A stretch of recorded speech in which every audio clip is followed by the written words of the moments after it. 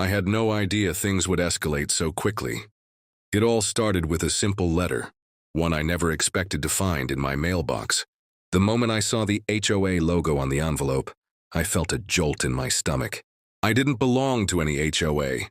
I had never signed up for anything, never agreed to any rules, and I had no intention of doing so.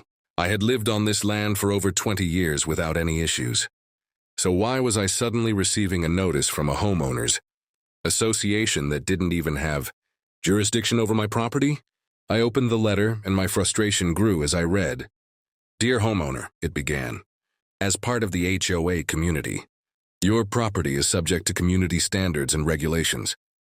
We have noticed the following violations that must be addressed immediately. Unapproved fencing materials, failure to maintain HOA-approved landscaping, and unauthorized vehicle parking." I laughed out loud. Seriously? I didn't follow their rules, I followed my own. This was my land, not part of their little kingdom. I crumpled the letter and tossed it in the trash. Problem solved, right? Wrong. 2 days later, I noticed 3 people standing by the edge of my driveway. I stepped outside, coffee in one hand, my shotgun resting casually against the porch railing. As soon as they spotted me, the woman in front, a blonde with a too smug look, cleared her throat and walked toward me. "Good morning, sir," she said, her smile wide.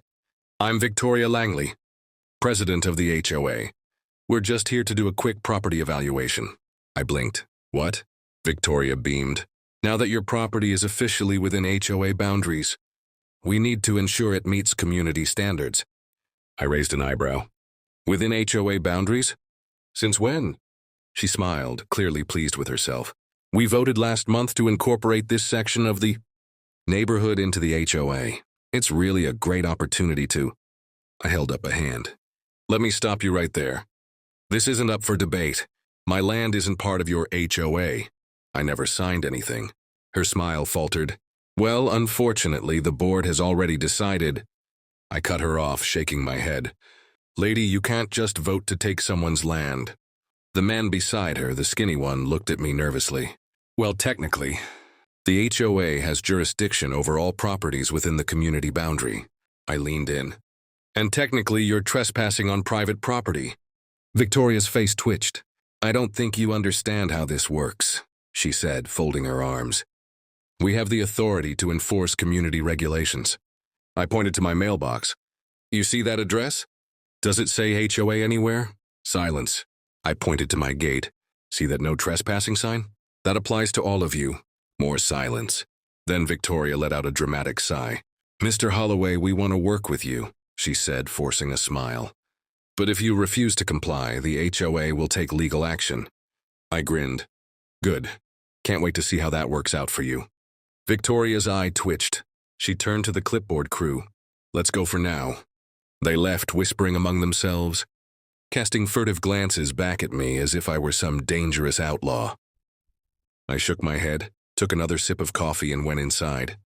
I figured that was the end of it, but I should have known better. That night I installed cameras, motion sensors, the works, and sure enough, 3 days later, my security footage caught them sneaking onto my land in the dead of night. They were making measurements, marking areas, planning something. The quiet little battle had just begun. The following morning, I woke up to a sight I'd grown all too familiar with. More HOA violation notices taped to my fence. I grabbed my coffee and walked outside to find them, yet again attempting to push their agenda on me. But what truly shook me wasn't just the letters. It was the audacity with which they kept coming back. The HOA thought they could force me into submission by repeatedly violating my space. But this time things would be different. A few nights later, my security cameras sent me an alert in the middle of the night. I checked the feed, heart pounding. There they were again. Members of the HOA sneaking onto my land, flashlights in hand. They were marking the boundaries of my property, taking measurements as if they were preparing for some major construction project. The footage was clear as day. They weren't just violating my property. They were planning something. Something bigger. I had to act fast. I wasn't going to just let them trample over my rights. As soon as the sun rose, I grabbed my phone and started making calls. First, I contacted the county property office to double-check my deed, just to make sure that what I already knew was true. My Land was not part of their HOA. The deed was clear. My property had never been, nor would it ever be, within their jurisdiction. That was all I needed. Then I dialed Victoria Langley, the so-called president of the HOA. I called her directly and, with a forced calmness in my voice, informed her that she had no legal claim over my land. I expected her to back down, but of course she didn't. "Well, we've already documented your non-compliance," she said, her voice dripping with false concern. "If you refuse to follow the rules, we'll have no choice but to escalate things legally." Her tone was condescending, but I didn't flinch. I knew she was bluffing. "You do whatever you want, Victoria," I said coolly. "But you're about to make a very big mistake." I ended the call, my pulse racing. I had already decided I wasn't going to let this go. So I took another step. I installed high-definition cameras around my property. Motion-activated night vision, the works. The next night I got another alert. This time the footage was even clearer. They were back on my property, under the cover of darkness, still marking areas, plotting their next move. They were taking it too far. I knew I had to take control of the situation before they did something irreversible. But what they didn't know was that they were about to walk into a trap of their own making. It wasn't just about standing my ground anymore. It was about showing them that I wouldn't back down, no matter the cost. The following day, I prepared for the confrontation. I was ready for whatever came next. The HOA had underestimated me. They thought they could intimidate me, make me comply. But I wasn't going to let that happen. The gloves were off. I wasn't just fighting for my property anymore. I was fighting for justice. 3 days later, the situation had reached a boiling point. I had no intention of letting these HOA enforcers walk all over me. Not anymore. I had already put my plan into motion, setting up the cameras, the security system, and preparing myself for the next move. But what I didn't expect was for things to escalate this quickly. That night, my motion-activated security cameras went off. I jumped up from my couch and grabbed my phone. The footage was clear. There they were again, Zachary Stone and Tyler Reed, back on my property in the dead of night. They were sneaking around, measuring, marking, like they had every right to be there. The audacity. It was one thing to send a few threatening letters, but this was different. This was trespassing, pure and simple. I couldn't just sit back and let them get away with it. I immediately dialed the local sheriff's office, my fingers shaking with adrenaline. I wasn't sure what would happen next, but I knew I had to get the authorities involved. "Yes, this is Ethan Holloway," I said, my voice cold and calm. "I have 2 men on my property impersonating law enforcement officers. They're threatening to detain me. I need someone to come down here." The dispatcher's voice came through clearly. "A unit will be on the way, sir." I ended the call, my heart pounding in my chest. I had no idea how this would play out, but I wasn't going to back down. I stepped outside, my eyes scanning the driveway as I waited for the sheriff to arrive. The silence was almost unbearable, but it was also the calm before the storm. I watched as Zachary and Tyler looked over their shoulders nervously. They were starting to get a little uneasy, probably because they knew they were on borrowed time. After what felt like an eternity, the sound of a police cruiser broke the stillness of the night. The sheriff's car pulled up and a deputy stepped out. His eyes scanned the scene, and when he saw the 2 security guards standing on my land, he shook his head. Zachary, trying to salvage his confidence, stepped forward. "We're just here to enforce HOA regulations," he said, attempting to sound authoritative. The deputy didn't even flinch. "I think you're confused," he said, his voice firm. "The HOA isn't a law enforcement agency. You don't have the power to arrest anyone." The tension in the air was palpable. I could feel the anger bubbling up inside me. These people thought they could bully me, manipulate me, but now they were caught. Zachary and Tyler tried to protest, but their words were interrupted by the deputy's calm but stern command. "You're both trespassing. You're not cops and you're not above the law." I stood back, arms crossed, watching as the deputy cuffed them. It was the moment I'd been waiting for. The calm satisfaction of knowing that I wasn't the one in the wrong. It felt like the tide had finally turned. Margaret Langley pulled up just in time to see her hired thugs being escorted into the back of the police cruiser. She stormed out of her car, her face red with fury. She tried to justify their actions, but the deputy was having none of it.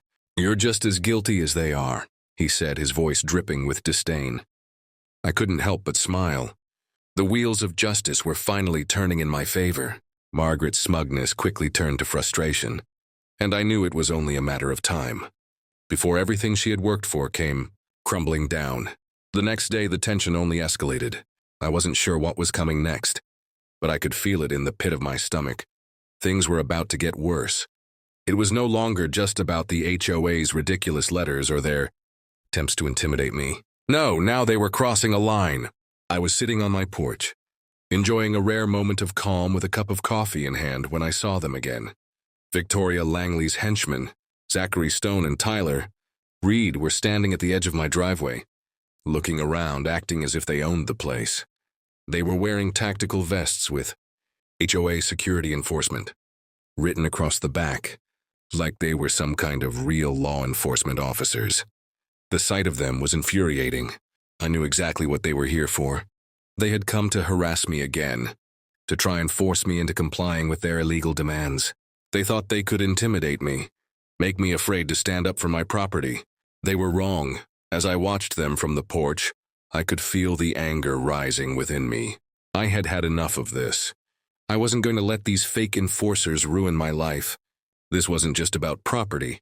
It was about standing up to bullies and refusing to be intimidated. I calmly set my coffee down, making sure to keep my movements controlled.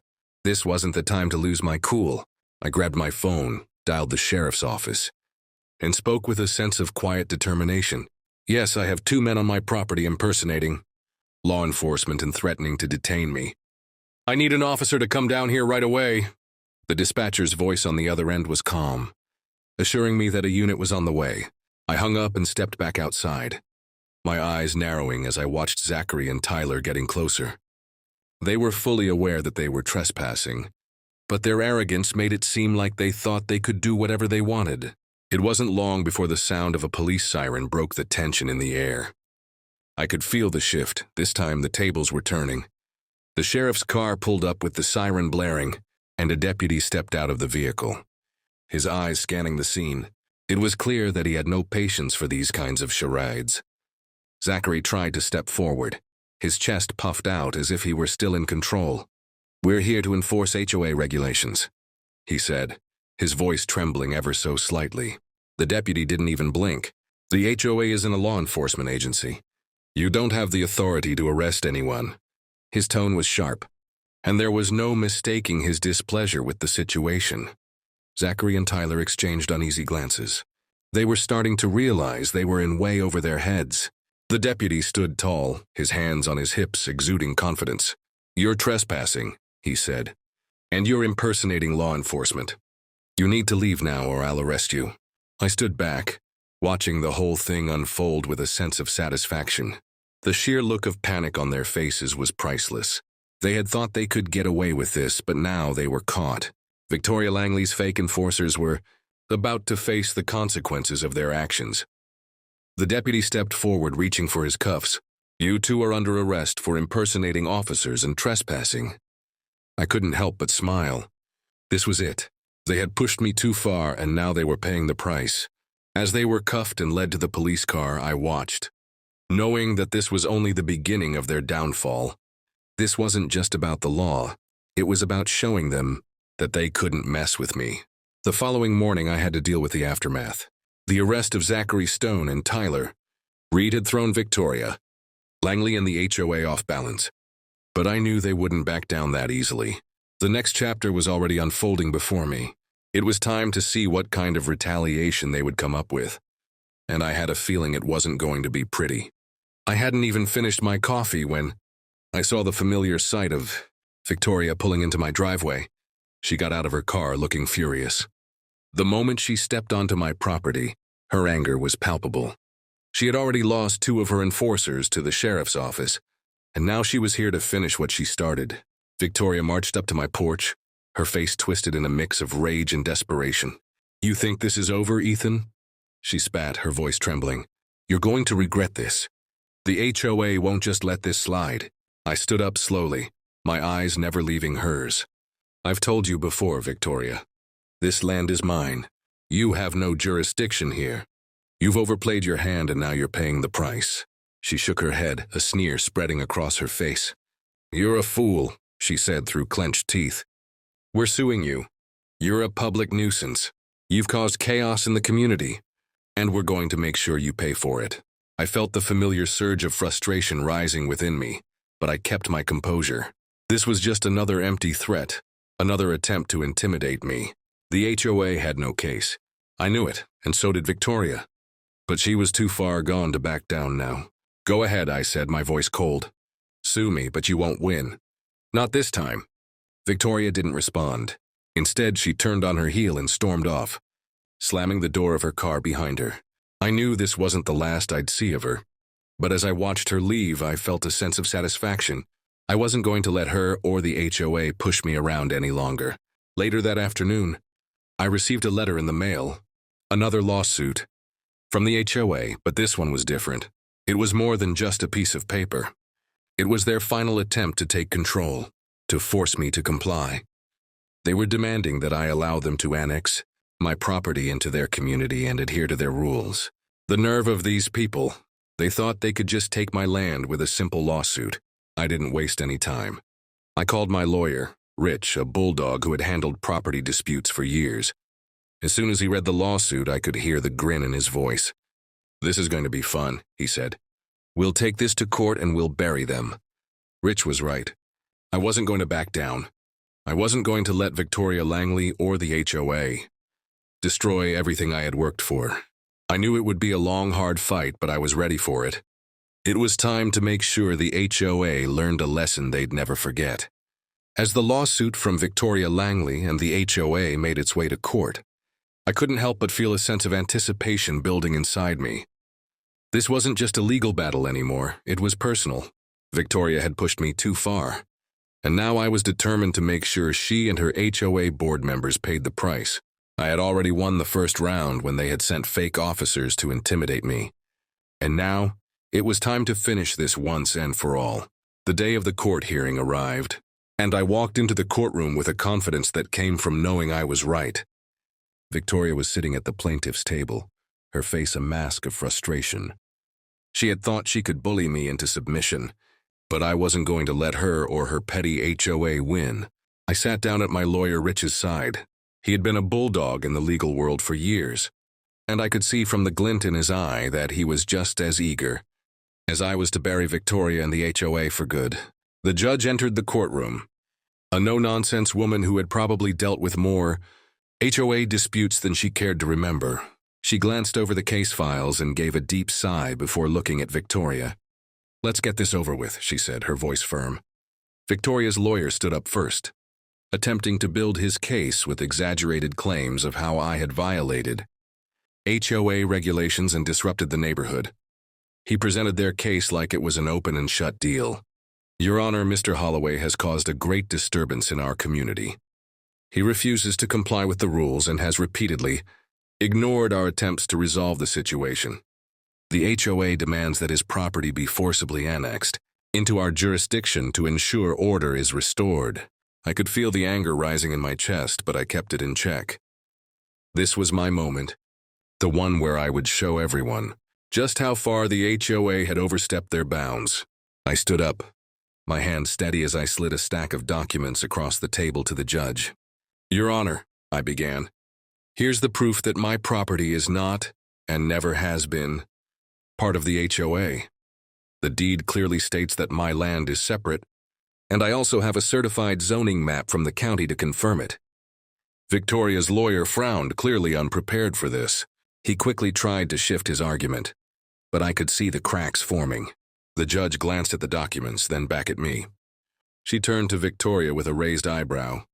"Does Mr. Holloway live in your HOA?" she asked. Victoria hesitated, clearly flustered. "Well, no, but—" The judge cut her off. "Then why is the HOA trying to enforce regulations on his property? Homeowners associations cannot simply take private property without consent. That's not how property law works." Victoria's face turned beet red. The judge turned back to me, her expression softening slightly. "Mr. Holloway, do you have any counterclaims?" I didn't hesitate. "Yes, Your Honor. I'm countersuing for harassment, trespassing, and emotional distress caused by the HOA's actions. I have security footage showing their board members trespassing on my property, along with evidence of their unlawful behavior. The judge watched the footage carefully. She sighed again, rubbing her temples. This is one of the most ridiculous cases I've ever seen, she muttered, clearly exasperated. When she turned back to Victoria, there was no more patience in her voice. The HOA has no legal claim over Mr. Holloway's property. You cannot fine him, you cannot enforce your rules, and you cannot send fake law enforcement officers to intimidate him. The case is dismissed. I felt a rush of relief, a weight lifting off my shoulders. It wasn't just a legal victory, it was a moral one. Victoria and the HOA had underestimated me, and now they were paying the price. The judge turned to me once more. Mr. Holloway, I am granting your counterclaim. The HOA will pay all legal fees, and the board is fined $50,000 for damages. Victoria sat there, stunned, as the reality of her defeat settled in. I couldn't help but smile. The tables had turned. The HOA had lost, and I had finally won. The aftermath of the court case left Victoria Langley seething. It was clear she wasn't ready to accept defeat. But as she stormed out of the courtroom, her eyes burning with anger, I knew the battle wasn't truly over. I had won in court, yes, but the real victory would come when she realized just how much she had lost. A few weeks later, I received another letter from the HOA. This time it was different. It was their last-ditch effort to intimidate me. They wanted to appeal the decision, but I knew it was just a desperate attempt to regain some semblance of power. I wasn't worried. I had already seen the cracks in their foundation. The real question was, what would I do next? As I stood on my porch watching the world go by, a thought crossed my mind. I had just won a major victory, not just for me, but for anyone who had ever been bullied by organizations like the HOA. But what good was a win if no one knew about it? What if I could turn this into something bigger, something that would make the HOA think twice before ever trying to pull a stunt like this again? The next day I went to the city planning office. I used the $50,000 I had won from the lawsuit to make a bold statement. I wasn't just going to let the HOA walk away unscathed. I purchased a massive billboard right at the entrance to their pristine gated community. The sign was big, bold, and unapologetic. Attention, HOA, this land is not yours, stay off it. Paid for by Ethan Holloway. The moment the sign went up, the phone calls started pouring in. Emails flooded my inbox. The HOA lawyer sent a formal letter, demanding I take it down. But I wasn't going to back down. I'd already won in court, and this was just the cherry on top. I sent them a polite response, saying the sign was completely legal, and that they could contact the city if they had any issues with it. Victoria wasn't finished, though. She held an emergency HOA meeting to discuss how to remove the sign. But it was already too late. The HOA had been drained dry by the legal fees and fines, and they couldn't afford to fight me anymore. The whole organization was on the brink of collapse. The real kicker came a few months later. I was sitting on my porch enjoying a cup of coffee when I saw a moving truck outside Victoria's house. The sight was almost poetic. After all the damage she had caused, she was finally leaving. It was a fitting end to her reign of terror. As the truck pulled away, I couldn't help but feel a sense of satisfaction. She had lost everything. Her position, her power, and most importantly, her pride. I had made sure of that.